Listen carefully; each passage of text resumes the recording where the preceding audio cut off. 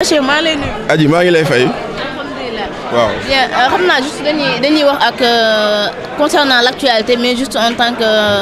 ko nga xamante ne da ngay teew lu bëri ci média yi ñu gis itam menaces yi nga xam ne moom premier ministre defoon na ko à l' encontre des journalistes et des chroniqueurs même si fekkante ni si yow nee nga doo chroniqueur doo journaliste mais tamit am nga sa parti loo nga xamante war nga ko ci mën a wax tey est ce que war nañoo toll ci réew moo nga xamante ni si lii di liberté d' expression dafa war a nekk crime ci biir réew mi.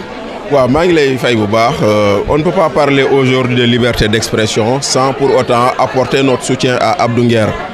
ndaxte tey jii nii Abdou Nguer dañoo bokk si ñu jàpp ni lañ ko jaay doole tëj ko Abdou Nguer est à la limite un otage du système au pouvoir aujourd'hui ndaxte ku la xam ne dañoo ne ñu ne yaa moom compte bi nga indi firnde ni moomoo ko ñu identifier ku moom compte bi terewul ñu jàpp la tëj la si tuddee loolu diffusion de fausses nouvelles mënul nekk lenn lu dul prise d'otage te loolu day dellu ci lu nit ki waxoon premier ministre ba muy def sa déclaration devant les députés parce que dafa ne tolérance zéro sur la diffusion de fausses nouvelles dinañ ci taxaw maintenant mu menacé journalistes yi menacé chroniqueurs yi ba tuumal leen ndaxte dafa dem ba tuumal leen ni dafa di ñoo xam ne dañuy fay dañ leen di fay ñuy wax maintenant ñu tuumal yooyu noonu weddi tuuma nag seetal sa bopp dafay baax moo tax bu ko laajee da nga koy def mais lu am ba am moo di ni premier ministre benn guerre la ñuy xaar ci moom mooy gatsa économique mooy fexe ba Sénégal mu dellu ci place bu mu nekkoon ci économie sous région bi mu dellu ci place bu mu nekkoon ci diplomatie ndaxte tey jii nii sunu diplomatie bokk nañ ci diplomatie yooyu nga xam ne ñun la ñu gën a xeeb ndaxte pas à 2 reprises wala à 3 reprises Sénégal porté na ay candidature di échoué parce que loolu day wane ni sunu diplomatie doxul waaw tey jii nii dañ doon gis sunu président de la république muy dugg ci ay grands sommets internationaux mais gisatoo ko mais tey jii nii kan nga gën a dégg ñuy wax ci ñun ancien président de la république du Sénégal mooy wane ni ñi fi nekk defuñu seen liggéey dëkk bi doxul ndaxte ku ko wax gis ko agriculture bi doxul campagne bi baaxul leneen baaxul ñun combat yooyu la ñuy xaar maintenant nag premier ministre dafa war a comprendre ni liberté d'expression ci constitution lañ ko bind ndaxte dafa war a am ñaar yow journaliste nga tu fais de l'information mooy maanaam ñëw nga tey couvrir conférence de presse Thierno Alassane Sall fii la ñuy defee suñu interview donc tu couvres l'information donc loolu mooy sa métier le chroniqueur le commentateur il est dans l'opinion et la liberté d'opinion est garantie par la constitution kon premier ministre na noppal boppam xam ni munul tere kenn mu wax lu mu xalaat na noppal boppam mu xam ni ce n'est pas en muselant les médias que tu vas réussir tey jii jàpp journalistes yëpp tëj leen taxul nga am lu nga bëgg li ñuy sénégalais di xaar mooy des résultats mais pas des emprisonnements. ci loolu moo waxoon fi ay jamono mu ne dëkk yu bëri développé dañoo restreindre li nga xam ne moo di seen liberté d'expression est-ce que mën nga cee gis benn dëkk bon développé nag ñu restreindre liberté. ci àdduna amul benn réew boo xam ne y a une corrélation entre liberté et développement.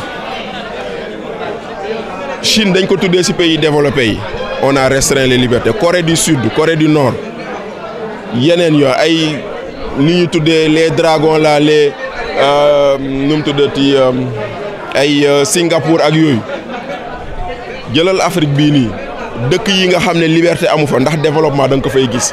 kon ça veut dire que la mu wax ci boppam rek la ne ce n'est que le fruit de son imagination mais ça ne peut pas il n'y a aucune corrélation entre la restriction des libertés et le développement gis nga développement liggéey moo koy joxe développement am un cap clair développement am des orientations précises développement am des objectifs connus des objectifs sur lesquels tout le monde adhère nga dem loolu mooy joxe développement gis nga nag liberté nag bàyyi leen ku ne mu wax xalaatam mais on ne peut pas vouloir dire on va restreindre les libertés te yéen journalistes yi wala ñun acteurs yi nekk ci l'espace public bi waruñu koo nangu te loolu kenn ko nangu incha allah. te boo tax nag ku nekk di wax lu la neex wala ngay indi injure publique. waaw mais kan moo fi def injure publique ku def injure publique woo leen ko jàpp leen ko mais won leen ma Abdou Nguer bu dee par exemple ci cas boobu noonu ka fan la saaga ak ku mu saaga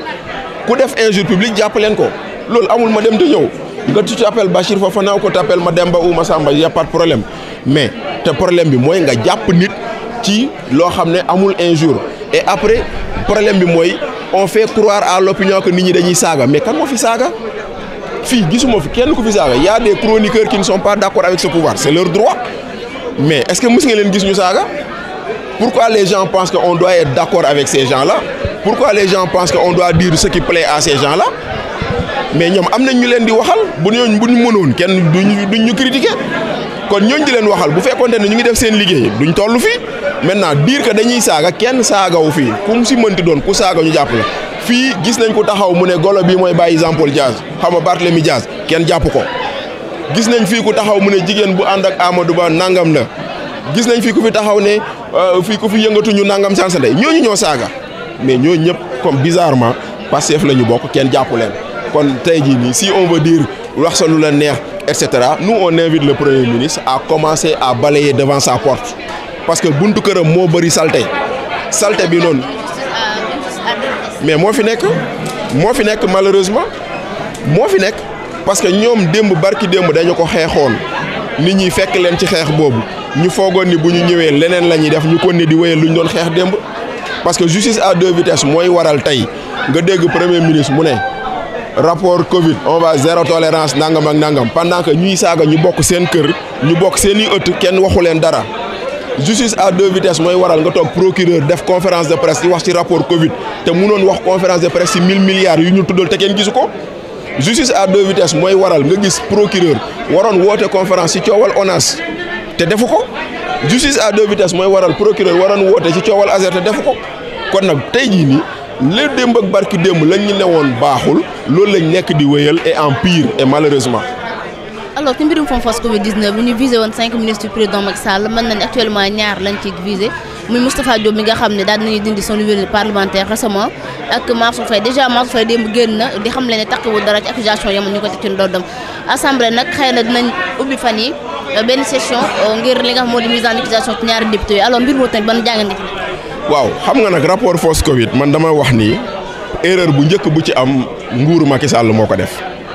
ndaxte erreur bi moo doon ñoom ñoo ubbi enquêtes yi ñoom ñoo waroon wéyal enquêtes yi boucler enquêtes yi ndaxte enquête am na convoqué nañ ay nit amul poursuite donc nag dërëmu askan wi nag ku ko gérer ku ne lan war nañ la mën laaj noo ko gérer ak lu ci am loolu mooy benn ñaareel bi dafa am loo xam ne dañ ko doon fen sénégalais yi te du dëgg mooy maanaam dañu ne woon 1000 milliards la ñu luubal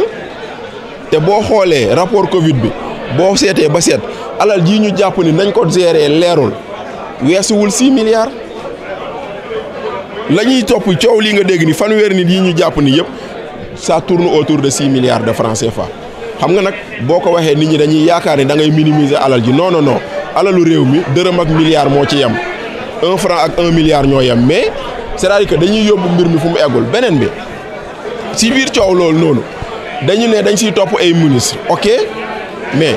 ministre nag topp ministre c'est une chose mais tuumal ministre wala daan ministre mooy beneen bi ndaxte moo tax kay nga mën a dégg Mansour Faye mu ne moom lii ak leen keneen wax loolu mais lu mu ci mënti doon procédure moo ne ministre mënoo ko topp lu dul haute cour de justice